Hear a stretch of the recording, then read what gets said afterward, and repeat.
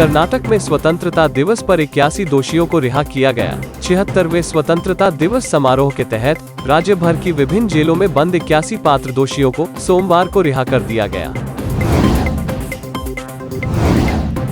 कर्नाटक स्वतंत्रता दिवस पर शिवमोग्गा में सावरकर बैनर की गड़बड़ी के आरोप में 3 गिरफ्तार। शिवमोग्गा जिले के अधिकारियों ने स्वतंत्रता दिवस के अवसर पर गड़बड़ी के बाद सांप्रदायिक रूप से संवेदनशील शहर में सीआरपीसी की धारा 144 के तहत निषेधाज्ञा लागू कर दी।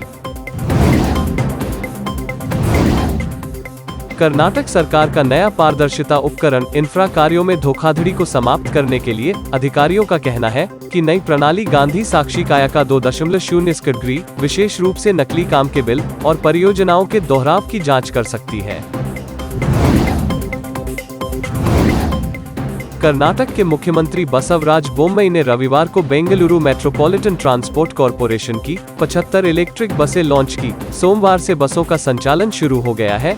ये बसें केंद्र की फेम 2 योजना का एक हिस्सा हैं, जिसके तहत बेंगलुरु में सकल लागत अनुबंध मॉडल पर कुल 300 इलेक्ट्रिक बसों का संचालन किया जाएगा। बसों का निर्माण अशोक लीलैंड की सहायक कंपनी स्विच मोबिलिटी ने किया है।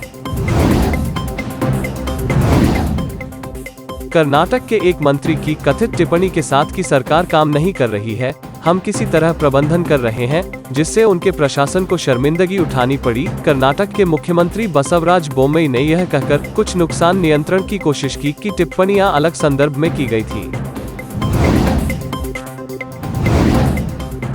भाजपा का कहना है नेहरू को कर्नाटक सरकार के विज्ञापन से जानबूझकर हटाया गया। 15 अगस्त को भाजपा के राज्य महासचिव और एमएलसी एन रविकुमार ने कहा कि जवाहरलाल नेहरू को हटाना जानबूझकर था, क्योंकि भारत के पहले पीएम भारत के विभाजन का कारण थे। यह बयान 14 अगस्त को राज्य भर के कई अखबारों में प्रकाशित कर्नाटक सरकार के विज्ञापन में जवाहरलाल नेहरू की विशेषता को हटाने के विवाद के बाद आया है।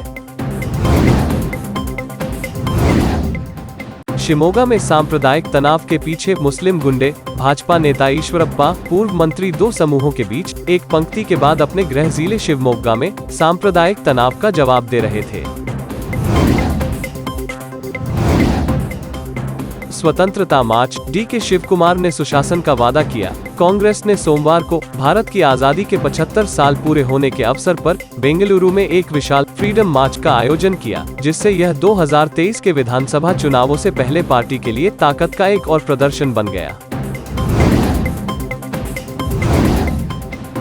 महाराष्ट्र के सांस्कृतिक मामलों के मंत्री सुधीर मुनगंटीवार ने आज कहा कि राज्य सरकार के अधिकारियों के लिए फोन कॉल प्राप्त करते समय वंदे मातरम कहना अनिवार्य नहीं है। निर्देश पर विपक्षी दलों की आलोचना का सामना करने के बाद मुनगंटीवार ने कहा कि फोन कॉल के दौरान राष्ट्रवाद को दर्शाने वाले किसी भी समान शब्द का इस्तेमाल किया जा सकता है।